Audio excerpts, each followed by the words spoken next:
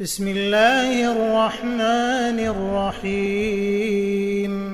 ألف لام ميم. ذلك الكتاب لا ريب فيه هدى للمتقين الذين يؤمنون بالغيب ويقيمون الصلاة ومما رزقناهم ينفقون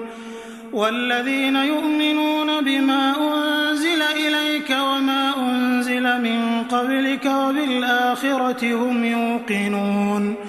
أولئك على هدى من ربهم وأولئك هم المفلحون. إن الذين كفروا سواء عليهم أأنذرتهم أم لم تنذرهم لا يؤمنون. ختم الله على قلوبهم وعلى سمعهم وعلى أبصارهم غشاوة ولهم عذاب عظيم.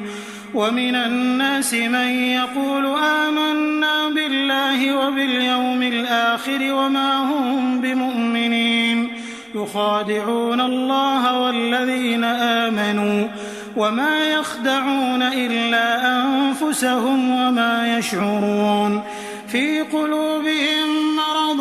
فزادهم الله مرضا ولهم عذاب أليم بما كانوا يكذبون. وإذا قيل لهم لا تفسدوا في الأرض قالوا إنما نحن مصلحون ألا إنهم هم المفسدون ولكن لا يشعرون. وإذا قيل لهم آمنوا كما آمن الناس قالوا أنؤمن كما آمن السفهاء ألا إنهم هم السفهاء ولكن لا يعلمون. وإذا لقوا الذين آمنوا قالوا آمنا وإذا خلوا إلى شياطينهم قالوا إنا معكم إنما نحن مستهزئون. الله يستهزئ بهم ويمدهم في طغيانهم يعمهون. أولئك الذين اشتروا الضلالة بالهدى فما ربحت تجارتهم وما كانوا مهتدين. مثلهم كمثل الذي استوقد نارا فلما أضاءت ما حوله ذهب الله بنورهم وتركهم في ظلمات لا يبصرون. صم بكم عمي فهم لا يرجعون. أو كصيب من السماء فيه ظلمات ورعد وبرق يجعلون أصابعهم في آذانهم من الصواعق حذر الموت والله محيط بالكافرين. يكاد البرق يخطف أبصارهم كلما أضاء لهم مشوا فيه وإذا أظلم عليهم قاموا ولو شاء الله لذهب بسمعهم وأبصارهم إن الله على كل شيء قدير. يا أيها الناس اعبدوا ربكم الذي خلقكم والذين من قبلكم لعلكم تتقون الذي جعل لكم الأرض فراشا والسماء بناء وأنزل من السماء ماء فأخرج به من الثمرات رزقا لكم فلا تجعلوا لله أندادا وأنتم تعلمون. وإن كنتم في ريب مما نزلنا على عبدنا فأتوا بسورة من مثله وادعوا شهداءكم من دون الله إن كنتم صادقين. فإن لم تفعلوا ولن تفعلوا فاتقوا النار التي وقودها الناس والحجارة أعدت للكافرين. وبشر الذين آمنوا وعملوا الصالحات أن لهم جنات تجري من تحتها الأنهار كلما رزقوا منها من ثمرة رزقا قالوا هذا الذي رزقنا من قبل وأتوا به متشابها ولهم فيها أزواج مطهرة وهم فيها خالدون إن الله لا يستحيي أن يضرب مثلا ما بعوضة فما فوقها فأما الذين آمنوا فيعلمون أنه الحق من ربهم وأما الذين كفروا فيقولون ماذا أراد الله بهذا مثلا يضل به كثيرا ويهدي به كثيرا وما يضل به إلا الفاسقين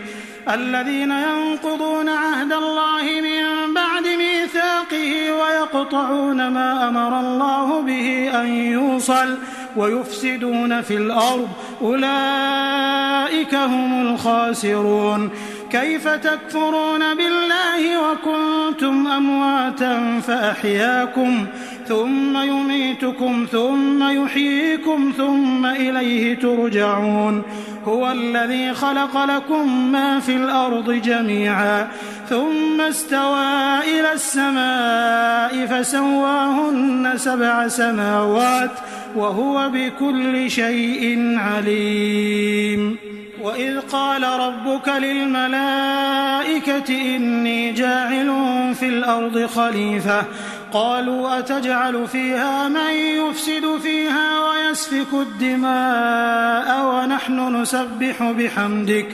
ونحن نسبح بحمدك ونقدس لك قال إني أعلم ما لا تعلمون وعلم آدم الأسماء كلها ثم عرضهم على الملائكة فقال أنبئوني بأسماء هؤلاء إن كنتم صادقين قالوا سبحانك لا علم لنا إلا ما علمتنا إنك أنت العليم الحكيم قال يا آدم أنبئهم بأسمائهم فلما أنبأهم بأسمائهم قال ألم أقل لكم إني أعلم غيب السماوات والأرض وأعلم ما تبدون وما كنتم تكتمون وإذ قلنا للملائكة اسجدوا لآدم فسجدوا إلا إبليس أبى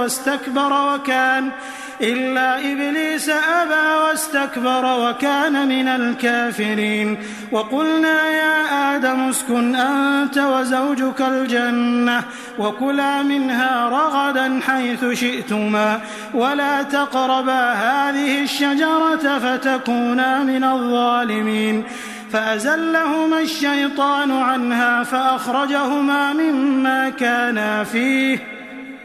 وقلنا اهبطوا بعضكم لبعض عدو ولكم في الأرض مستقر ومتاع إلى حين فتلقى آدم من ربه كلمات فتاب عليه إنه هو التواب الرحيم قلنا اهبطوا منها جميعا فإما يأتينكم مني هدى فمن تبع هداي فلا خوف عليهم ولا هم يحزنون والذين كفروا وكذبوا بآياتنا أولئك أصحاب النار هم فيها خالدون يا بني إسرائيل اذكروا نعمتي التي أنعمت عليكم وأوفوا بعهدي أوف بعهدكم وإياي فارهبون وآمنوا بما أنزلت مصدقا لما معكم ولا تكونوا أول كافر به ولا تشتروا بآياتي ثمنا قليلا وإياي فاتقون ولا تلبسوا الحق بالباطل وتكتموا الحق وأنتم تعلمون وأقيموا الصلاة وآتوا الزكاة واركعوا مع الراكعين أتأمرون الناس بالبر وتنسون أنفسكم وأنتم تتلون الكتاب أفلا تعقلون واستعينوا بالصبر والصلاة وإنها لكبيرة إلا على الخاشعين الذين يظنون أنهم ملاقو ربهم وأنهم إليه راجعون يا بني إسرائيل اذكروا نعمتي التي أنعمت عليكم وأني فضلتكم على العالمين واتقوا يوما لا تجزي نفس عن نفس شيئا ولا يقبل منها شفاعة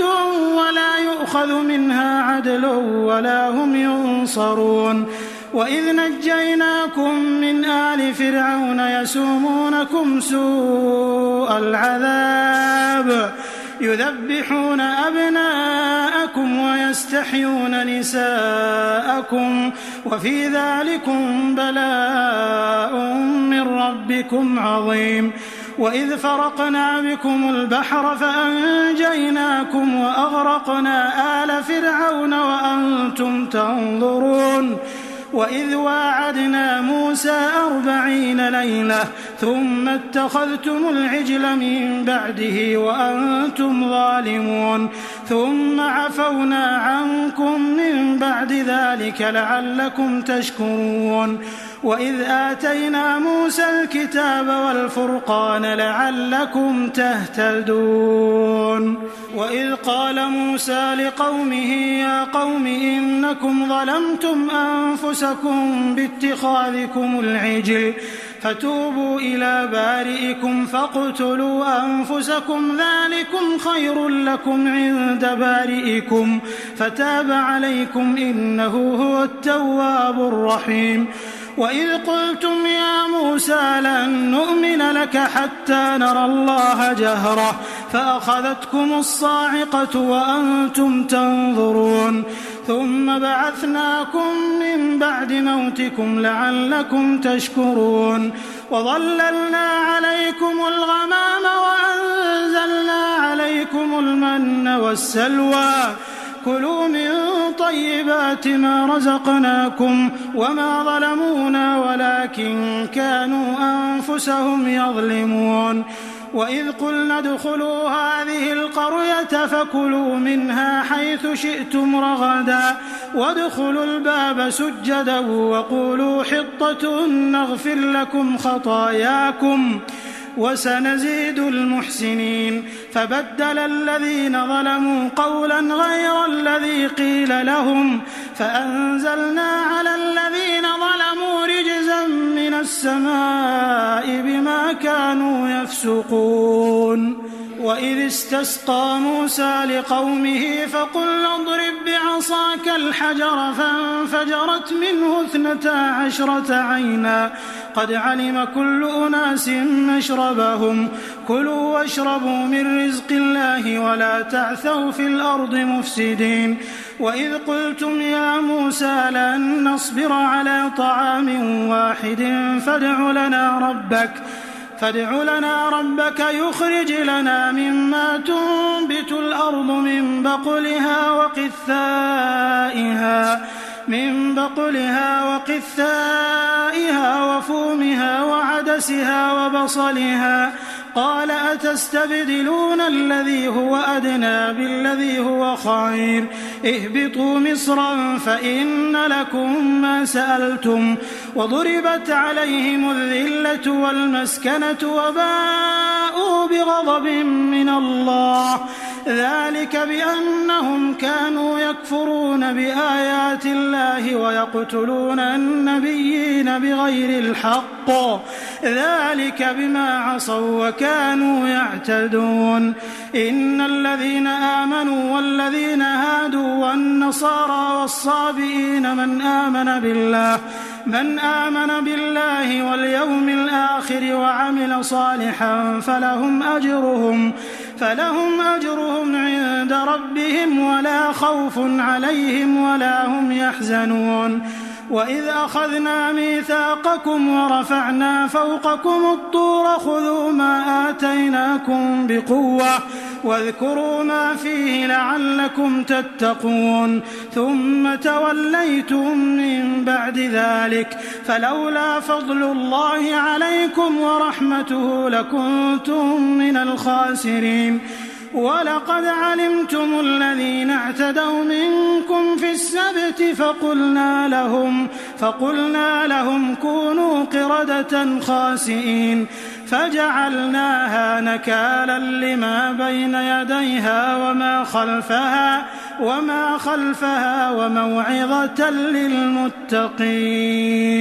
وإذ قال موسى لقومه إن الله يأمركم أن تذبحوا بقرة قالوا أتتخذنا هزوا قال أعوذ بالله أن أكون من الجاهلين قالوا ادع لنا ربك يبين لنا ما هي قال إنه يقول إنها بقرة لا فارض ولا بكر عوان بين ذلك فافعلوا ما تؤمرون قالوا ادع لنا ربك يبين لنا ما لونها قال إنه يقول إنها بقرة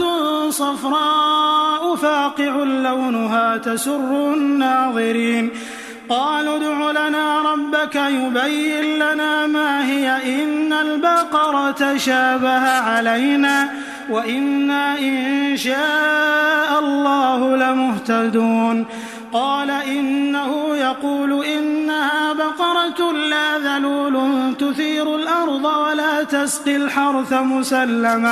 مسلمة لا شية فيها قالوا الآن جئت بالحق فذبحوها وما كادوا يفعلون وإذ قتلتم نفسا فادارأتم فيها والله مخرج ما كنتم تكتمون فقلنا اضربوه ببعضها كذلك يحيي الله الموتى ويريكم آياته لعلكم تعقلون ثم قست قلوبكم من بعد ذلك فهي كالحجارة أو أشد قسوة وإن من الحجارة لما يتفجر منه الأنهار وإن منها لما يشقق فيخرج منه الماء وإن منها لما يهبط من خشية الله وما الله بغافل عما تعملون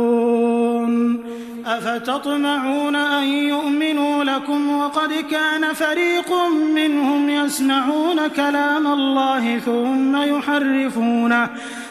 يحرفونه من بعد ما عقلوه وهم يعلمون وإذا لقوا الذين آمنوا قالوا آمنا وإذا خلا بعضهم إلى بعض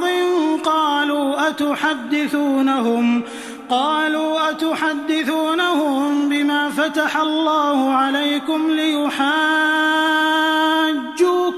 به عند ربكم أفلا تعقلون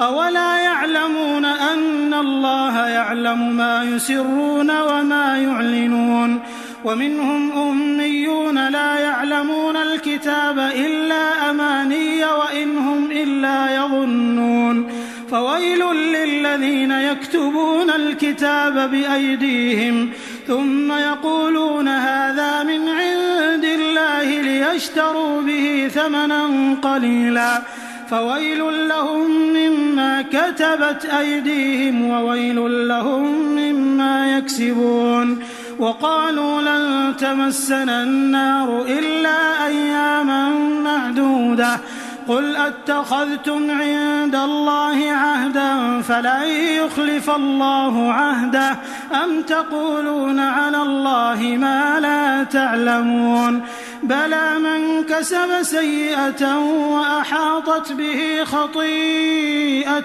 فأولئك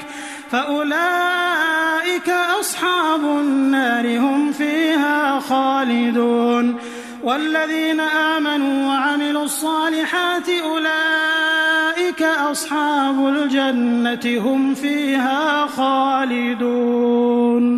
وإذ أخذنا ميثاق بني إسرائيل لا تعبدون إلا الله وبالوالدين إحسانا وبالوالدين إحسانا وذي القربى واليتامى والمساكين وقولوا للناس حسنا وأقيموا الصلاة وآتوا الزكاة ثم توليتم إلا قليلا منكم وأنتم معرضون وإذ أخذنا ميثاقكم لا تسفكون دماءكم ولا تخرجون أنفسكم من دياركم ثم أقررتم وأنتم تشهدون ثم أنتم هؤلاء تقتلون أنفسكم وتخرجون فريقا منكم من ديارهم تظاهرون عليهم بالإثم والعدوان وإن يأتوكم أسارى تفادوهم وهو محرم عليكم إخراجهم أفتؤمنون ببعض الكتاب وتكفرون ببعض فما جزاء من يفعل ذلك منكم إلا خزي في الحياة الدنيا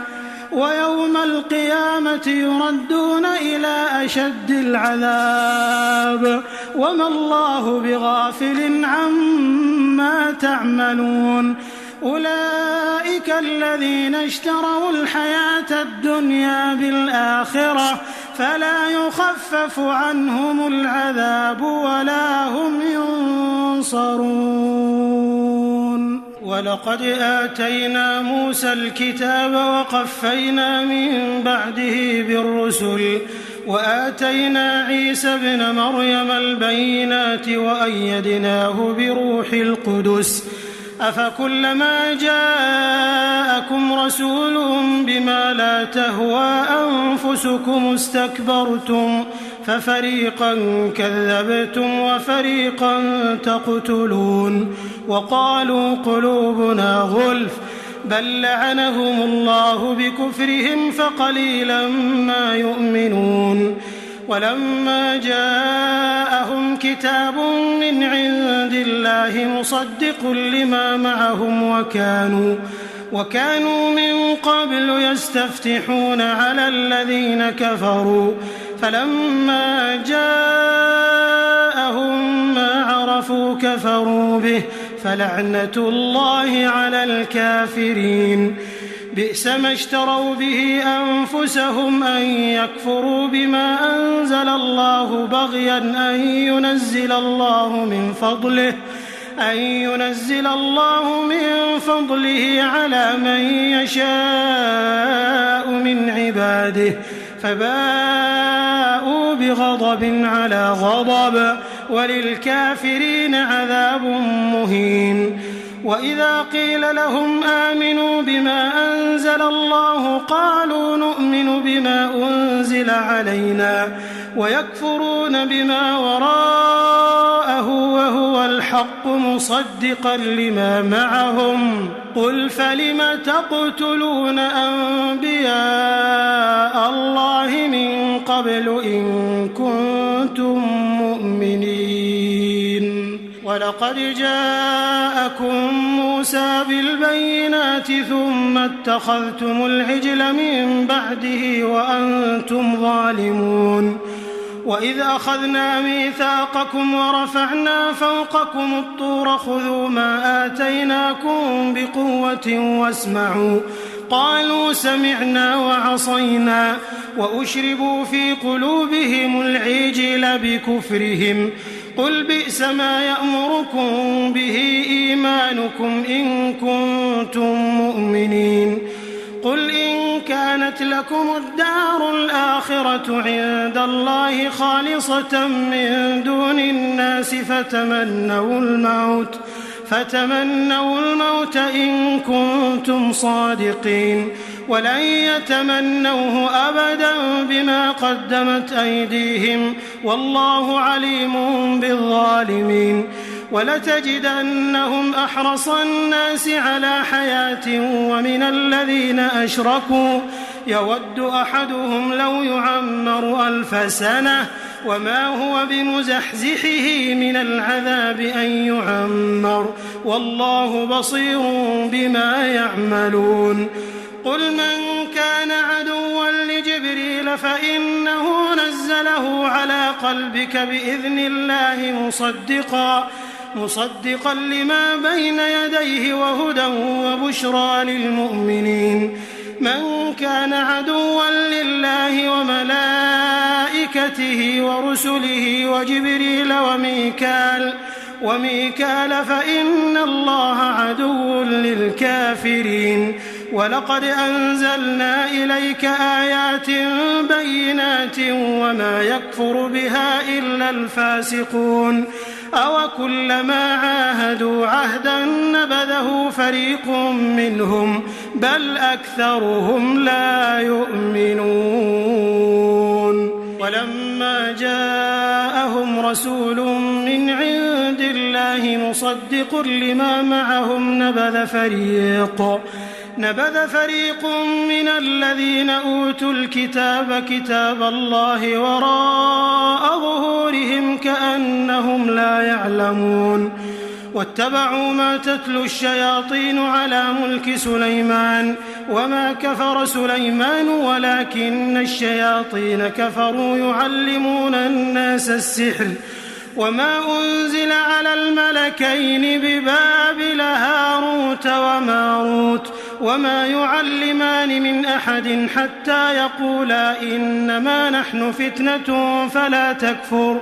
فيتعلمون منهما ما يفرقون به بين المرء وزوجه وما هم بضارين به من أحد إلا بإذن الله ويتعلمون ما يضرهم ولا ينفعهم ولقد علموا لمن اشتراه ما له في الآخرة من خلاق ولبئس ما شروا به أنفسهم لو كانوا يعلمون. ولو أنهم آمنوا واتقوا لمثوبة من عند الله خير لو كانوا يعلمون.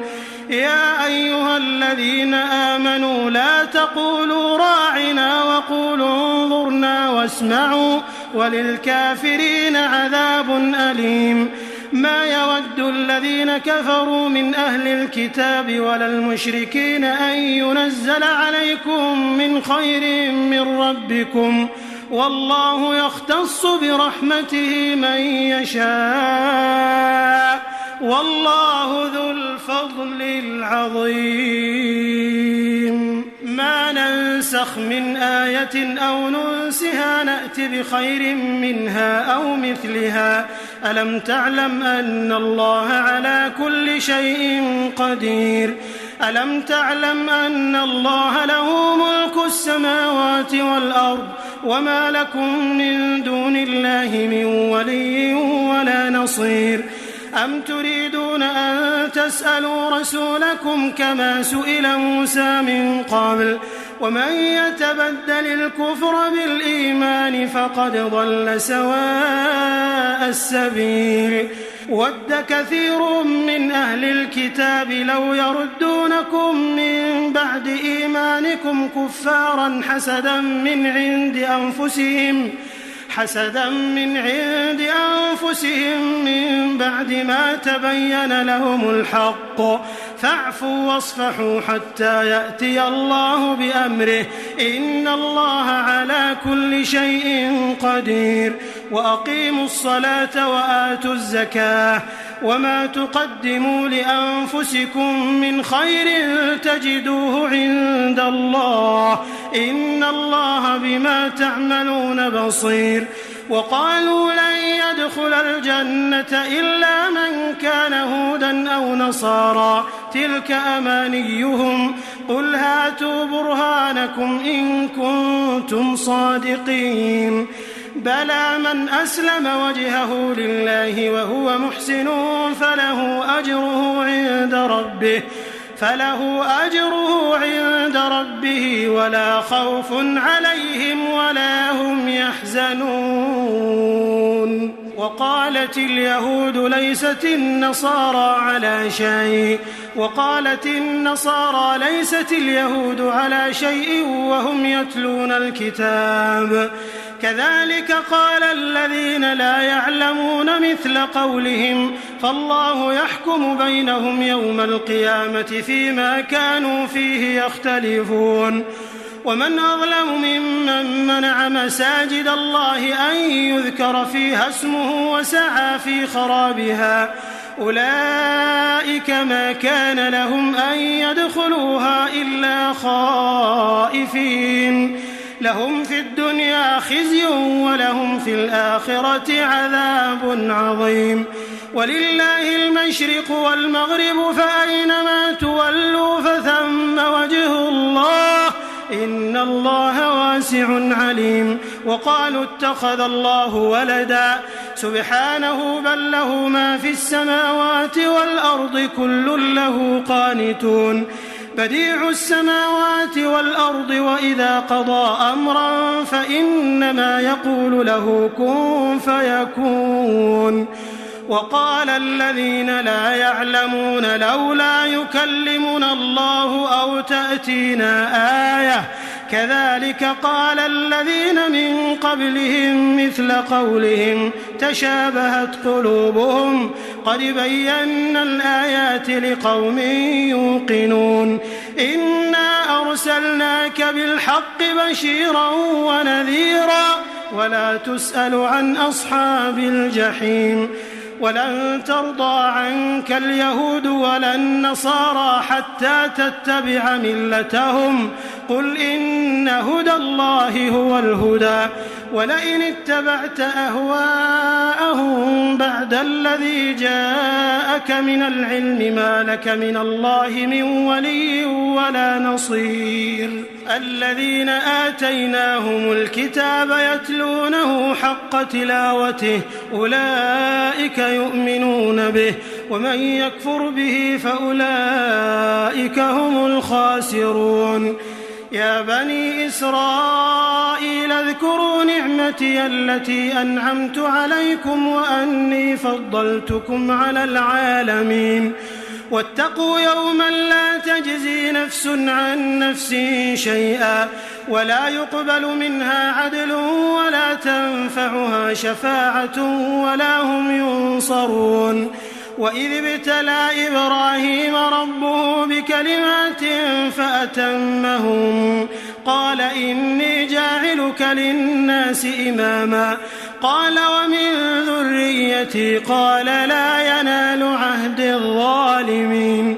وإذ جعلنا البيت مثابة للناس وأمنا واتخذوا من مقام إبراهيم مصلى وعهدنا إلى إبراهيم وإسماعيل أن طهرا بيتي للطائفين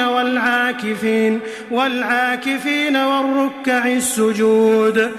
وإذ قال إبراهيم رب اجعل هذا بلدا آمنا وارزق أهله من الثمرات من آمن منهم بالله واليوم الآخر قال ومن كفر فأمتعه قليلا ثم أضطره إلى عذاب النار وبئس المصير وإذ يرفع إبراهيم القواعد من البيت وإسماعيل ربنا تقبل منا إنك أنت السميع العليم ربنا واجعلنا مسلمين لك ومن ذريتنا أمة مسلمة لك وأرنا مناسكنا وتب علينا إنك أنت التواب الرحيم ربنا وابعث فيهم رسولا منهم يتلو عليهم آياتك ويعلمهم الكتاب والحكمة ويزكيهم إنك أنت العزيز الحكيم ومن يرغب عن ملة إبراهيم إلا من سفه نفسه ولقد اصطفيناه في الدنيا وإنه في الآخرة لمن الصالحين إذ قال له ربه أسلم قال أسلمت لرب العالمين ووصى بها إبراهيم بنيه ويعقوب يا بني إن الله اصطفى لكم الدين فلا تموتن إلا وأنتم مسلمون أم كنتم شهداء إذ حضر يعقوب الموت إذ قال لبنيه ما تعبدون من بعدي قالوا نعبد إلهك وإله آبائك إبراهيم وإسماعيل وإسحاق إلها واحدا ونحن له مسلمون تلك أمة قد خلت لها ما كسبت ولكم ما كسبتم ولا تسألون عما كانوا يعملون وقالوا كونوا هودا أو نصارى تهتدوا قل بل ملة إبراهيم حنيفا وما كان من المشركين قولوا آمنا بالله وما أنزل إلينا وما أنزل إلى إبراهيم وإسماعيل وإسحاق ويعقوب والأسباط وما أوتي موسى وعيسى وما أوتي النبيون من ربهم لا نفرق بين أحد منهم ونحن له مسلمون فإن آمنوا بمثل ما آمنتم به فقد اهتدوا وإن تولوا فإنما هم في شقاق فسيكفيكهم الله وهو السميع العليم صبغة الله ومن أحسن من الله صبغة ونحن له عابدون قل أتحاجوننا في الله وهو ربنا وربكم ولنا أعمالنا ولكم أعمالكم ونحن له مخلصون أم تقولون إن إبراهيم وإسماعيل وإسحاق ويعقوب والأسباط كانوا هودا أو نصارى قل أأنتم أعلم أم الله ومن أظلم ممن كتم شهادة عنده من الله وما الله بغافل عما تعملون تلك أمة قد خلت لها ما كسبت ولكم ما كسبتم ولا تسألون عما كانوا يعملون سيقول السفهاء من الناس ما ولاهم عن قبلتهم التي كانوا عليها قل لله المشرق والمغرب يهدي من يشاء إلى صراط مستقيم وكذلك جعلناكم أمة وسطا لتكونوا شهداء على الناس ويكون الرسول عليكم شهيدا وما جعلنا القبلة التي كنت عليها إلا لنعلم من يتبع الرسول ممن ينقلب على عقبيه وإن كانت لكبيرة إلا على الذين هدى الله وما كان الله ليضيع إيمانكم إن الله بالناس لرؤوف رحيم قد نرى تقلب وجهك في السماء فلنولينك قبلة ترضاها فول وجهك شطر المسجد الحرام وحيث ما كنتم فولوا وجوهكم شطره وإن الذين أوتوا الكتاب ليعلمون أنه الحق من ربهم وما الله بغافل عما يعملون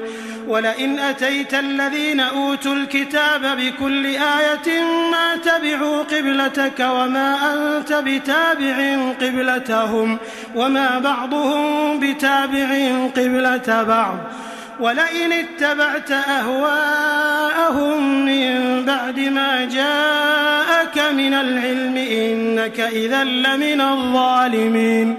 الذين آتيناهم الكتاب يعرفونه كما يعرفون أبناءهم وإن فريقا منهم ليكتمون الحق وهم يعلمون الحق من ربك فلا تكونن من الممترين ولكل وجهة هو موليها فاستبقوا الخيرات أينما تكونوا يأت بكم الله جميعا إن الله على كل شيء قدير ومن حيث خرجت فول وجهك شطر المسجد الحرام وإنه للحق من ربك وما الله بغافل عما تعملون ومن حيث خرجت فول وجهك شطر المسجد الحرام وحيث ما كنتم فولوا وجوهكم شطره لئلا يكون للناس عليكم حجة إلا الذين ظلموا منهم فلا تخشوهم واخشوني ولأتم نعمتي عليكم ولعلكم تهتدون كما أرسلنا فيكم رسولا منكم يتلو عليكم آياتنا ويزكيكم ويعلمكم الكتاب والحكمة ويعلمكم ما لم تكونوا تعلمون فاذكروني أذكركم واشكروا لي ولا تكفرون يا أيها الذين آمنوا استعينوا بالصبر والصلاة إن الله مع الصابرين ولا تقولوا لمن يقتل في سبيل الله أموات بل أحياء ولكن لا تشعرون ولنبلونكم بشيء من الخوف والجوع ونقص من الأموال والأنفس والثمرات وبشر الصابرين الذين إذا أصابتهم مصيبة قالوا إنا لله وإنا إليه راجعون أولئك عليهم صلوات من ربهم ورحمة وأولئك هم المهتدون إن الصفا والمروة من شعائر الله فمن حج البيت أو اعتمر فلا جناح عليه أن يطوف بهما ومن تطوع خيرا فإن الله شاكر عليم إن الذين يكتمون ما أنزلنا من البينات والهدى من بعد ما بيناه للناس في الكتاب أولئك يلعنهم الله ويلعنهم اللاعنون إلا الذين تابوا وأصلحوا وبينوا فأولئك أتوب عليهم وأنا التواب الرحيم إن الذين كفروا وماتوا وهم كفار أولئك عليهم لعنة الله والملائكة والناس أجمعين خالدين فيها لا يخفف عنهم العذاب ولا هم ينظرون وإلهكم إله واحد لا إله إلا هو الرحمن الرحيم إن في خلق السماوات والأرض واختلاف الليل والنهار والفلك التي تجري في البحر بما ينفع الناس وما أنزل الله من السماء من ماء فأحيا به الأرض بعد موتها وبث فيها من كل دابة وتصريف الرياح والسحاب المسخر بين السماء والأرض لآيات لقوم يعقلون ومن الناس من يتخذ من دون الله أندادا يحبونهم كحب الله والذين آمنوا أشد حبا لله ولو يرى الذين ظلموا إذ يرون العذاب أن القوة لله جميعا وأن الله شديد العذاب إذ تبرأ الذين اتبعوا من الذين اتبعوا ورأوا العذاب وتقطعت بهم الأسباب وقال الذين اتبعوا لو أن لنا كرة فنتبرأ منهم كما تبرأوا منا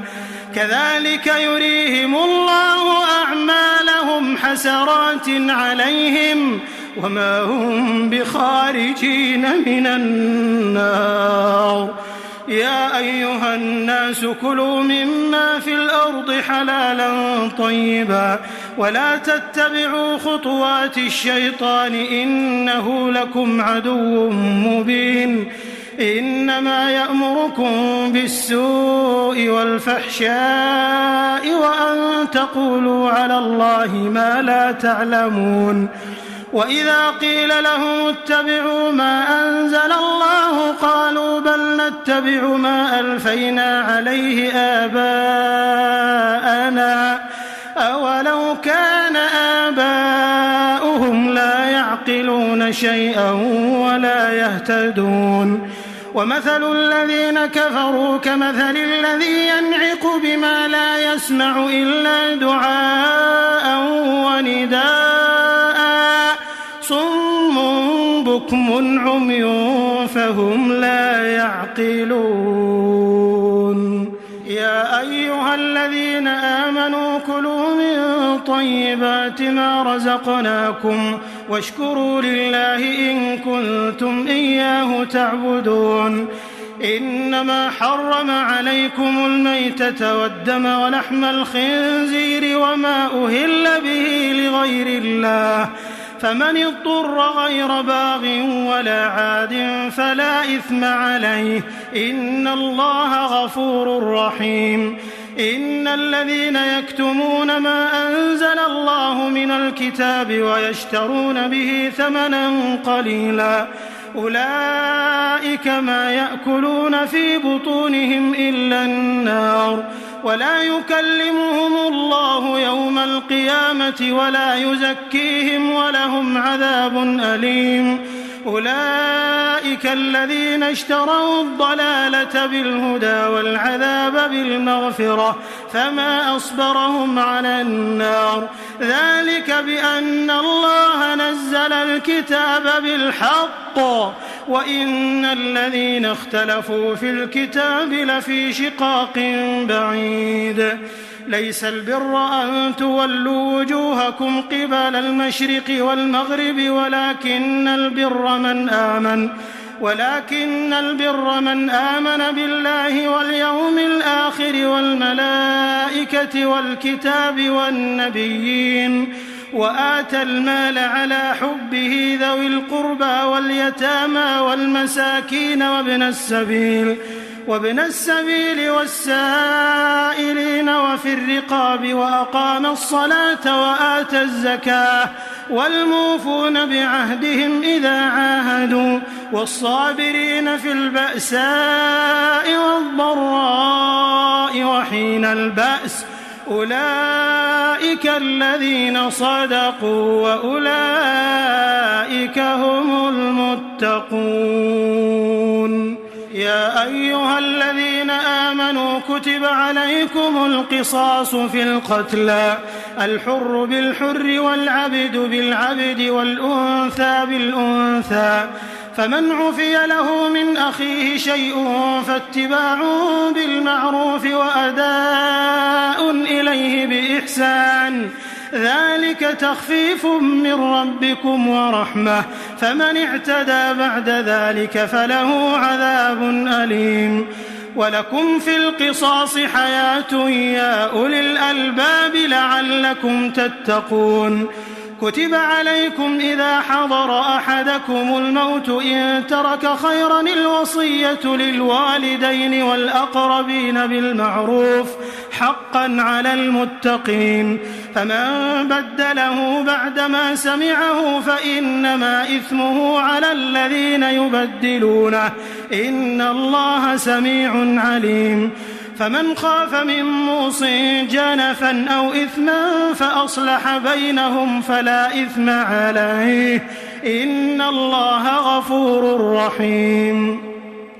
يا أيها الذين آمنوا كتب عليكم الصيام كما كتب على الذين من قبلكم لعلكم تتقون أياما معدودات فمن كان منكم مريضا أو على سفر فعدة من أيام أخر وعلى الذين يطيقونه فدية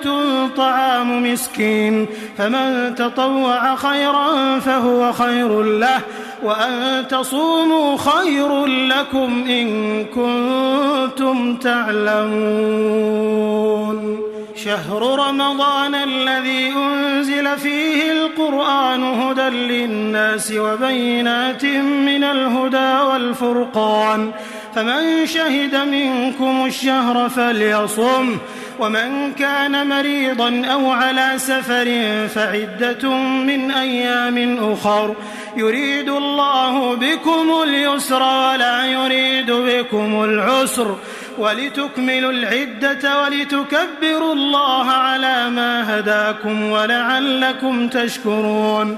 وإذا سألك عبادي عني فإني قريب أجيب دعوة الداع إذا دعان فليستجيبوا لي وليؤمنوا بي لعلهم يرشدون أحل لكم ليلة الصيام الرفث إلى نسائكم هن لباس لكم وأنتم لباس لهن علم الله أنكم كنتم تختانون أنفسكم فتاب عليكم وعفى عنكم فالآن باشروهن وابتغوا ما كتب الله لكم وكلوا واشربوا حتى يتبين لكم الخيط الأبيض من الخيط الأسود من الفجر ثم أتموا الصيام إلى الليل ولا تباشروهن وأنتم عاكفون في المساجد تلك حدود الله فلا تقربوها كذلك يبين الله آياته للناس لعلهم يتقون ولا تأكلوا أموالكم بينكم بالباطل وتدلوا بها إلى الحكام لتأكلوا فريقا من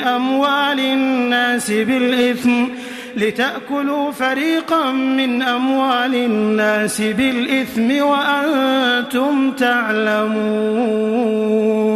يسألونك عن الأهلة قل هي مواقيت للناس والحج وليس البر بأن تأتوا البيوت من ظهورها ولكن البر من اتقى وأتوا البيوت من أبوابها واتقوا الله لعلكم تفلحون وقاتلوا في سبيل الله الذين يقاتلونكم ولا تعتدوا إن الله لا يحب المعتدين وقتلوهم حيث ثقفتموهم وأخرجوهم من حيث أخرجوكم والفتنة أشد من القتل ولا تقاتلوهم عند المسجد الحرام حتى يقاتلوكم فيه فإن قاتلوكم فاقتلوهم كذلك جزاء الكافرين فإن انتهوا فإن الله غفور رحيم وقاتلوهم حتى لا تكون فتنة ويكون الدين لله فإن انتهوا فلا عدوان إلا على الظالمين الشهر الحرام بالشهر الحرام والحرمات قصاص فمن اعتدى عليكم فاعتدوا عليه بمثل ما اعتدى عليكم واتقوا الله واعلموا أن الله مع المتقين وأنفقوا في سبيل الله ولا تلقوا بأيديكم إلى التهلكة وأحسنوا إن الله يحب المحسنين وأتموا الحج والعمرة لله فإن أحصرتم فما استيسر من الهدي ولا تحلقوا رؤوسكم حتى يبلغ الهدي محله فمن كان منكم مريضا أو به أذى من رأسه ففدية من صيام أو صدقة أو نسك فإذا أمنتم فمن تمتع بالعمرة إلى الحج فما استيسر من الهدي فمن لم يجد فصيام 3 أيام في الحج و7 إذا رجعتم تلك 10 كاملة ذلك لمن لم يكن أهله حاضر المسجد الحرام واتقوا الله واعلموا أن الله شديد العقاب الحج أشهر معلومات فمن فرض فيهن الحج فلا رفث ولا فسوق ولا جدال في الحج وما تفعلوا من خير يعلمه الله وتزودوا فإن خير الزاد التقوى واتقون يا أولي الألباب ليس عليكم جناح أن تبتغوا فضلا من ربكم فإذا أفضتم من عرفات فاذكروا الله عند المشعر الحرام واذكروه كما هداكم وإن كنتم من قبله لمن الضالين ثم أفيضوا من حيث أفاض الناس واستغفروا الله إن الله غفور رحيم فإذا قضيتم مناسككم فاذكروا الله كذكركم آباءكم أو أشد ذكرا فمن الناس من يقول ربنا آتنا في الدنيا وما له في الآخرة من خلاق ومنهم من يقول ربنا آتنا في الدنيا حسنة وفي الآخرة حسنة وقنا عذاب النار أولئك لهم نصيب مما كسبوا والله سريع الحساب واذكروا الله في أيام معدودات فمن تعجل في يومين فلا إثم عليه ومن تأخر فلا إثم عليه لمن اتقى واتقوا الله واعلموا أنكم إليه تحشرون ومن الناس من يعجبك قوله في الحياة الدنيا ويشهد الله على ما في قلبه وهو ألد الخصام وإذا تولى سعى في الأرض ليفسد فيها ويهلك الحرث والنسل والله لا يحب الفساد وإذا قيل له اتق الله أخذته العزة بالإثم فحسبه جهنم ولبئس المهاد ومن الناس من يشري نفسه ابتغاء مرضات الله والله رؤوف بالعباد يا أيها الذين آمنوا ادخلوا في السلم كافة ولا تتبعوا خطوات الشيطان إنه لكم عدو مبين فإن زللتم من بعد ما جاءتكم البينات فاعلموا أن الله عزيز حكيم هل ينظرون إلا أن يأتيهم الله في ظلل من الغمام والملائكة وقضي الأمر وإلى الله ترجع الأمور سل بني إسرائيل كم آتيناهم من آية بينة ومن يبدل نعمة الله من بعد ما جاءته فإن الله شديد العقاب زين للذين كفروا الحياة الدنيا ويسخرون من الذين آمنوا والذين اتقوا فوقهم يوم القيامة والله يرزق من يشاء بغير حساب كان الناس أمة واحدة فبعث الله النبيين مبشرين ومنذرين وأنزل معهم الكتاب بالحق ليحكم بين الناس فيما اختلفوا فيه وما اختلف فيه إلا الذين أوتوه من بعد ما جاءتهم البينات بغيا بينهم فهدى الله الذين آمنوا لما اختلفوا فيه من الحق بإذنه والله يهدي من يشاء إلى صراط مستقيم. أم حسبتم أن تدخلوا الجنة ولما يأتكم مثل الذين خلوا من قبلكم مستهم البأساء والضراء وزلزلوا حتى يقول الرسول والذين آمنوا معه متى نصر الله ألا إن نصر الله قريب. يسألونك ماذا ينفقون قل ما أنفقتم من خير فللوالدين والأقربين واليتامى والمساكين وابن السبيل وما تفعلوا من خير فإن الله به عليم. كتب عليكم القتال وهو كره لكم وعسى أن تكرهوا شيئا وهو خير لكم وعسى أن تحبوا شيئا وهو شر لكم والله يعلم وأنتم لا تعلمون. يسألونك عن الشهر الحرام قتال فيه قل قتال فيه كبير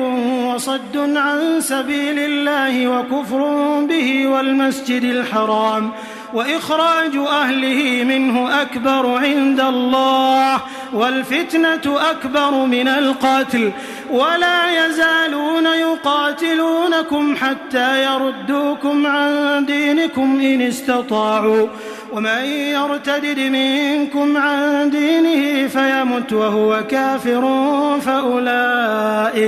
فأولئك حبطت أعمالهم في الدنيا والآخرة وأولئك أصحاب النار هم فيها خالدون.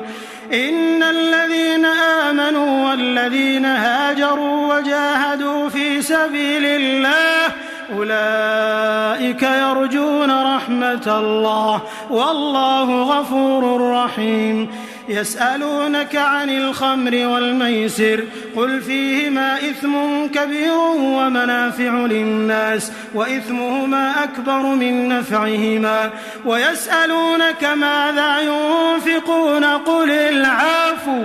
كذلك يبين الله لكم الآيات لعلكم تتفكرون في الدنيا والآخرة. ويسألونك عن اليتامى قل إصلاح لهم خير وإن تخالطوهم فإخوانكم والله يعلم المفسد من المصلح ولو شاء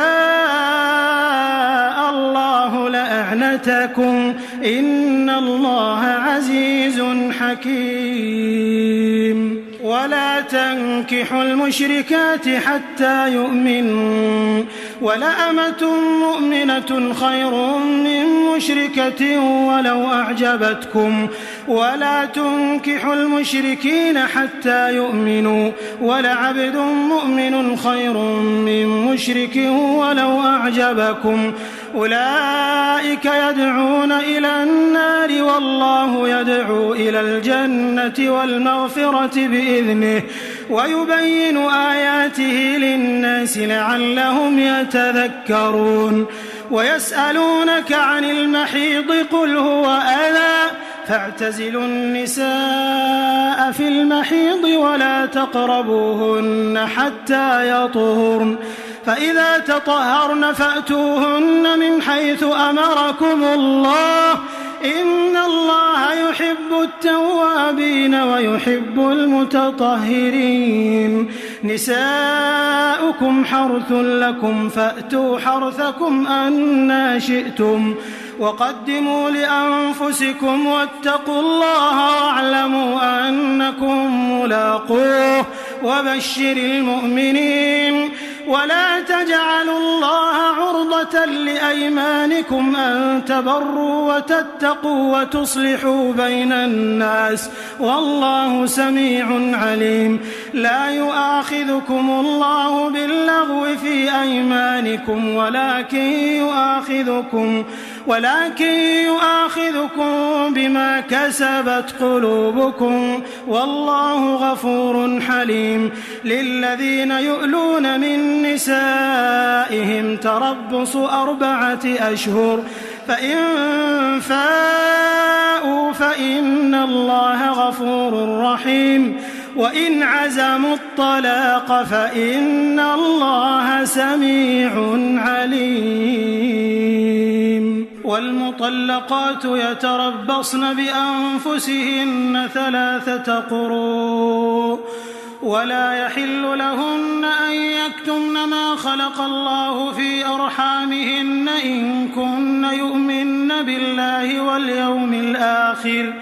وبعولتهن أحق بردهن في ذلك إن أرادوا إصلاحا ولهن مثل الذي عليهن بالمعروف وللرجال عليهن درجة والله عزيز حكيم. الطلاق 2 فإمساك بمعروف أو تسريح بإحسان. ولا يحل لكم أن تأخذوا مما آتيتموهن شيئا إلا أن يخافا ألا يقيما حدود الله. فإن خفتم ألا يقيما حدود الله فلا جناح عليهما فيما افتدت به. تلك حدود الله فلا تعتدوها ومن يتعد حدود الله فأولئك هم الظالمون. فإن طلقها فلا تحل له من بعد حتى تنكح زوجا غيره. فإن طلقها فلا جناح عليهما أن يتراجعا إن ظنا أن يقيما حدود الله وتلك حدود الله يبينها لقوم يعلمون. وإذا طلقتم النساء فبلغن أجلهن فأمسكوهن بمعروف أو سرحوهن بمعروف ولا تمسكوهن ضرارا لتعتدوا ومن يفعل ذلك فقد ظلم نفسه. ولا تتخذوا آيات الله هزوا واذكروا نعمة الله عليكم وما أنزل عليكم من الكتاب والحكمة يعظكم به واتقوا الله واعلموا أن الله بكل شيء عليم. وإذا طلقتم النساء فبلغن أجلهن فلا تعضلوهن أن ينكحن أزواجهن إذا تراضوا بينهم بالمعروف. ذلك يوعظ به من كان منكم يؤمن بالله واليوم الآخر ذلكم أزكى لكم وأطهر والله يعلم وأنتم لا تعلمون.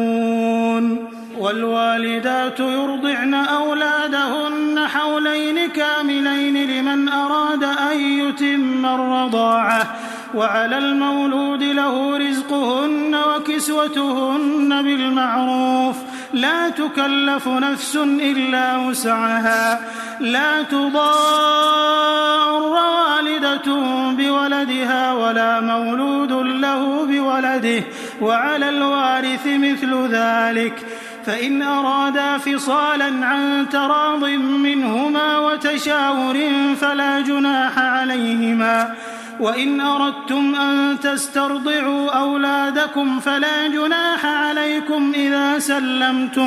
إذا سلمتم ما آتيتم بالمعروف واتقوا الله واعلموا أن الله بما تعملون بصير. والذين يتوفون منكم ويذرون أزواجا يتربصن بأنفسهن 4 أشهر و10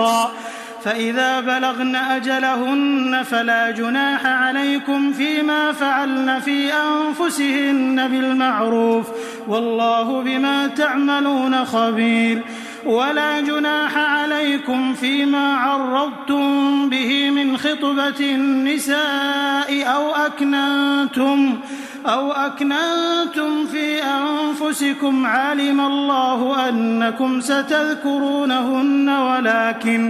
ولكن لا تواعدوهن سرا إلا أن تقولوا قولا معروفا ولا تعزموا عقدة النكاح حتى يبلغ الكتاب أجله واعلموا أن الله يعلم ما في أنفسكم فاحذروه واعلموا أن الله غفور حليم لا جناح عليكم إن طلقتم النساء ما لم تمسوهن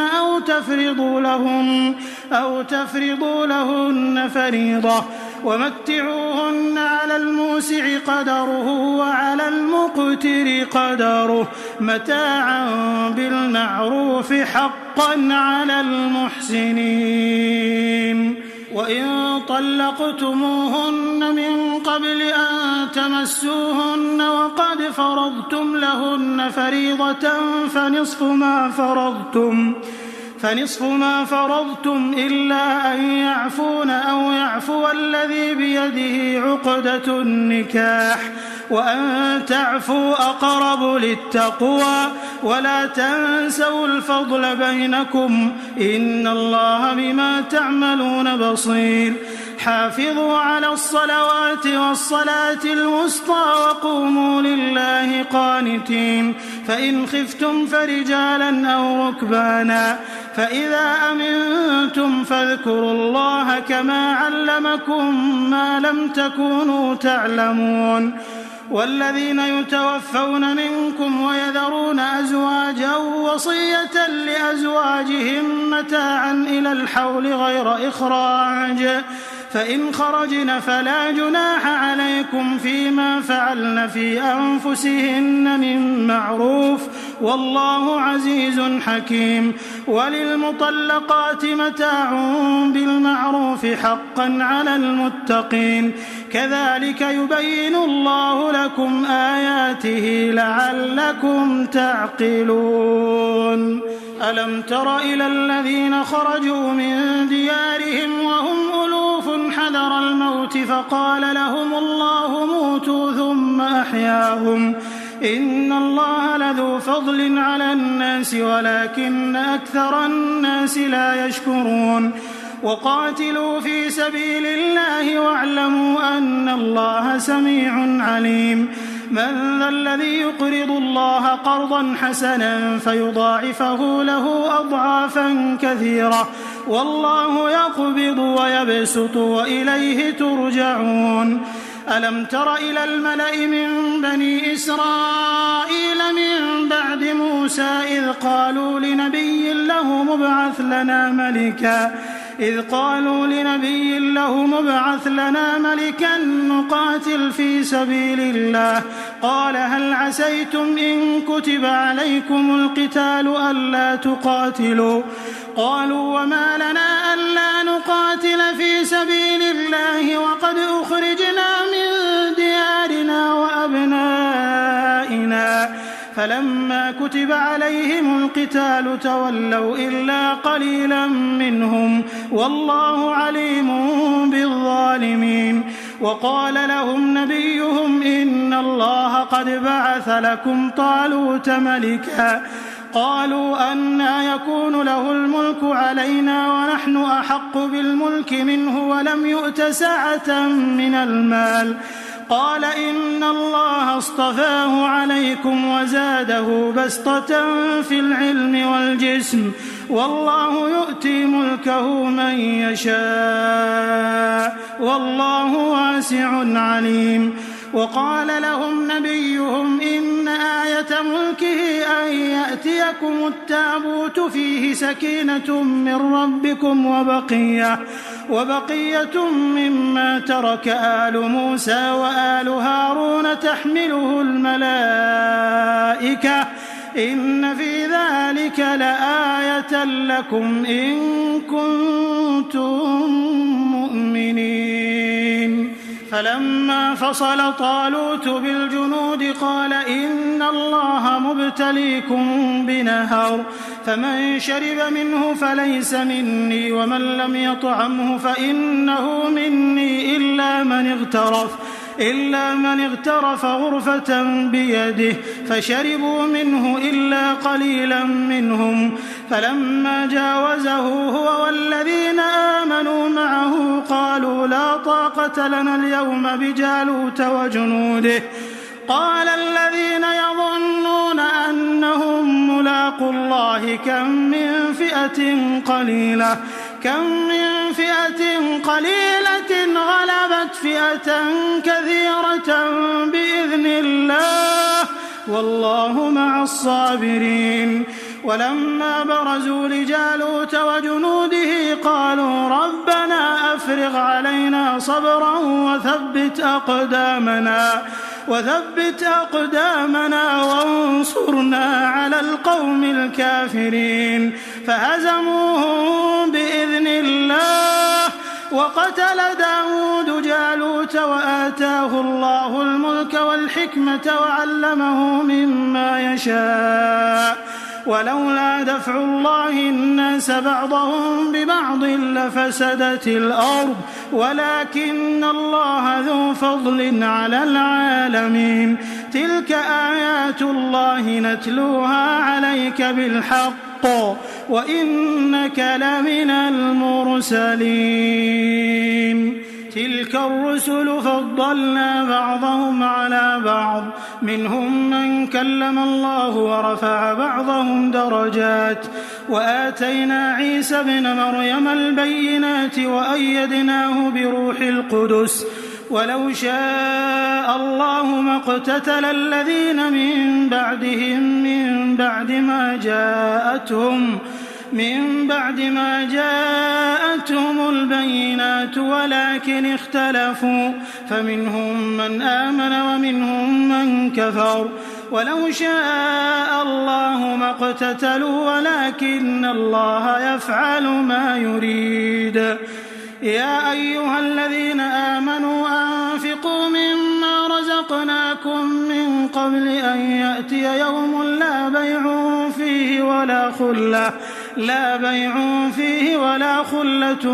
ولا شفاعة والكافرون هم الظالمون. الله لا إله إلا هو الحي القيوم لا تأخذه سنة ولا نوم له ما في السماوات وما في الأرض. من ذا الذي يشفع عنده إلا بإذنه يعلم ما بين أيديهم وما خلفهم ولا يحيطون بشيء من علمه إلا بما شاء وسع كرسيه السماوات والأرض ولا يؤوده حفظهما وهو العلي العظيم. لا إكراه في الدين قد تبين الرشد من الغي فمن يكفر بالطاغوت ويؤمن بالله فقد استمسك بالعروة الوثقى لا انفصام لها والله سميع عليم. الله ولي الذين آمنوا يخرجهم من الظلمات إلى النور والذين كفروا أولياؤهم الطاغوت يخرجونهم من النور إلى الظلمات أولئك أصحاب النار هم فيها خالدون. ألم تر إلى الذي حاج إبراهيم في ربه أن آتاه الله الملك إذ قال إبراهيم ربي الذي يحيي ويميت قال أنا أحيي وأميت قال إبراهيم فإن الله يأتي بالشمس من المشرق فأت بها من المغرب فبهت الذي كفر والله لا يهدي القوم الظالمين. أو كالذي مر على قرية وهي خاوية على عروشها قال أنى يحيي هذه الله بعد موتها فأماته الله 100 عام ثم بعثه قال كم لبثت قال لبثت يوما أو بعض يوم قال بل لبثت 100 عام فانظر إلى طعامك وشرابك لم يتسنه وانظر إلى حمارك ولنجعلك آية للناس وانظر إلى العظام كيف ننشزها ثم نكسوها لحما فلما تبين له قال أعلم أن الله على كل شيء قدير وإذ قال إبراهيم رب أرني كيف تحيي الموتى قال أولم تؤمن قال بلى ولكن ليطمئن قلبي قال فخذ 4 من الطير فصرهن إليك ثم اجعل على كل جبل منهن جزءا ثم ادعهن يأتينك سعيا واعلم أن الله عزيز حكيم مثل الذين ينفقون أموالهم في سبيل الله كمثل حبة أنبتت 7 سنابل في كل سنبلة 100 حبة والله يضاعف لمن يشاء والله واسع عليم الذين ينفقون أموالهم في سبيل الله ثم لا يتبعون ما أنفقوا منا ولا أذى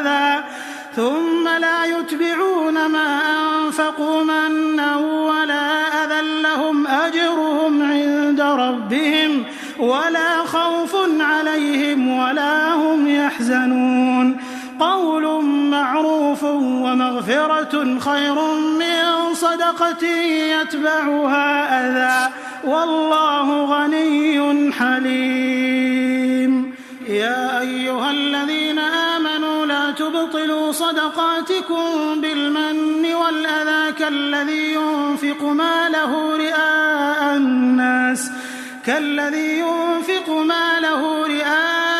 الناس ولا يؤمن بالله واليوم الآخر فمثله كمثل صفوان عليه تراب فأصابه وابل فتركه صلدا لا يقدرون على شيء مما كسبوا والله لا يهدي القوم الكافرين ومثل الذين ينفقون أموالهم ابتغاء مرضات الله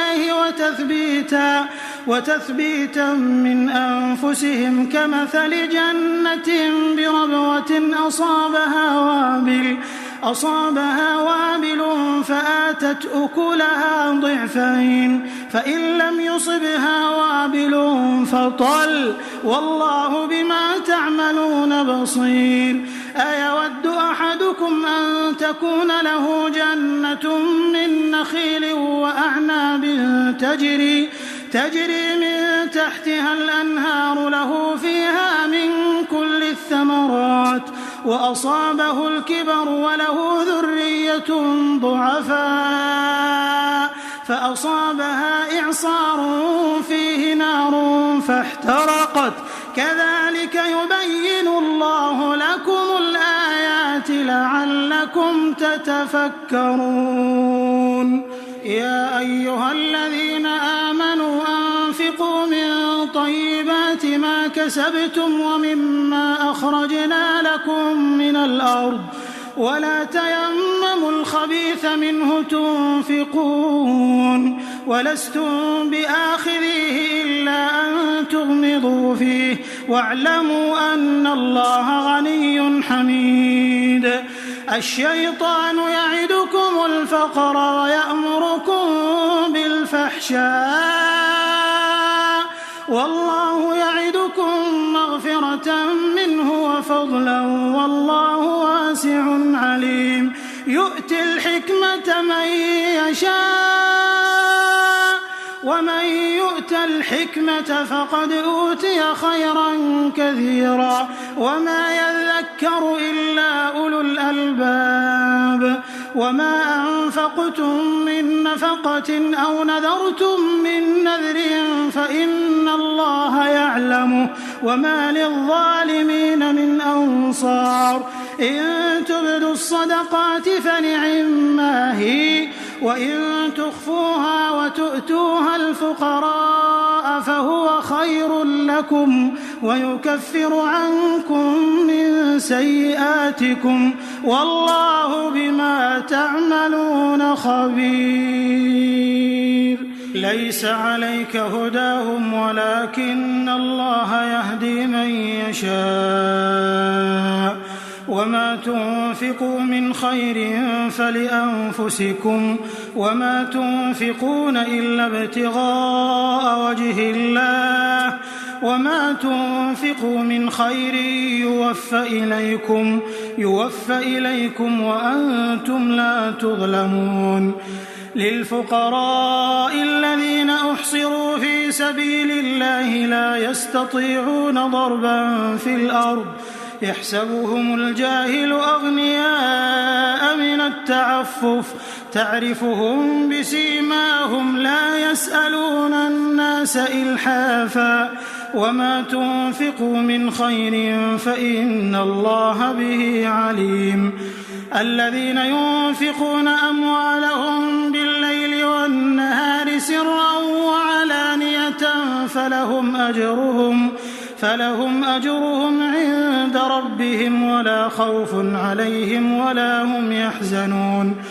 الذين يأكلون الربا لا يقومون إلا كما يقوم الذي يتخبطه الشيطان من المس ذلك بأنهم قالوا إنما البيع مثل الربا وأحل الله البيع وحرم الربا فمن جاءه موعظة من ربه فانتهى فله ما سلف وأمره إلى الله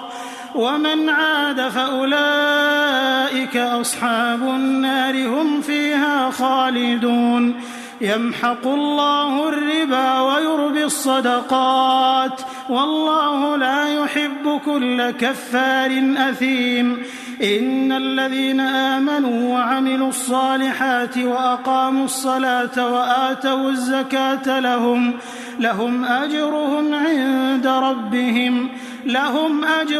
عند ربهم ولا خوف عليهم ولا هم يحزنون. يا أيها الذين آمنوا اتقوا الله وذروا ما بقي من الربا إن كنتم مؤمنين فإن لم تفعلوا فأذنوا بحرب من الله ورسوله وإن تبتم فلكم رؤوس أموالكم لا تظلمون ولا تظلمون. وإن كان ذو عسرة فنظرة إلى ميسرة وأن تصدقوا خير لكم إن كنتم تعلمون. واتقوا يوما ترجعون فيه إلى الله ثم توفى كل نفس ما كسبت وهم لا يظلمون. يا أيها الذين آمنوا إذا تداينتم بدين إلى أجل مسمى فاكتبوه وليكتب بينكم كاتب بالعدل ولا يأب كاتب أن يكتب كما علمه الله فليكتب وليملل الذي عليه الحق وليتق الله ربه ولا يبخس منه شيئا فإن كان الذي عليه الحق سفيها أو ضعيفا أو لا يستطيع أن يمل هو فليملل وليه بالعدل واستشهدوا شهيدين من رجالكم فإن لم يكونا رجلين فرجل وامرأتان ممن ترضون من الشهداء أن تضل إحداهما فتذكر إحداهما الأخرى ولا يأبى الشهداء إذا ما دعوا ولا تسأموا أن تكتبوه صغيرا أو كبيرا إلى أجله ذلكم أقسط عند الله وأقوم للشهادة وأدنى ألا ترتابوا إلا أن تكون تجارة حاضرة تديرونها بينكم فليس عليكم جناح ألا تكتبوها وأشهدوا إذا تبايعتم ولا يضار كاتب ولا شهيد وإن تفعلوا فإنه فسوق بكم واتقوا الله ويعلمكم الله والله بكل شيء عليم. وإن كنتم على سفر ولم تجدوا كاتبا فرهان مقبوضة فإن أمن بعضكم بعضا فليؤد الذي ائتمن أمانته وليتق الله ربه ولا تكتموا الشهادة ومن يكتمها فإنه آثم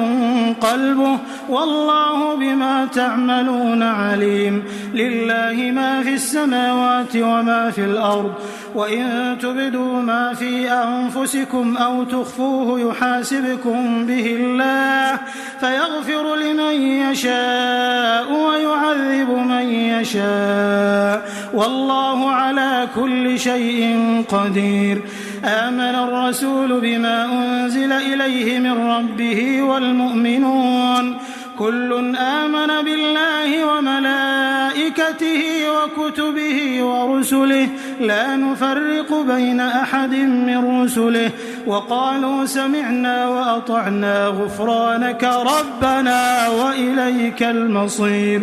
لا يكلف الله نفسا إلا وسعها لها ما كسبت وعليها ما اكتسبت ربنا لا تؤاخذنا إن نسينا أو أخطأنا ربنا ولا تحمل علينا إصرا كما حملته على الذين من قبلنا ربنا ولا تحملنا ما لا طاقة لنا به واعف عنا واغفر لنا وارحمنا أنت مولانا فانصرنا على القوم الكافرين.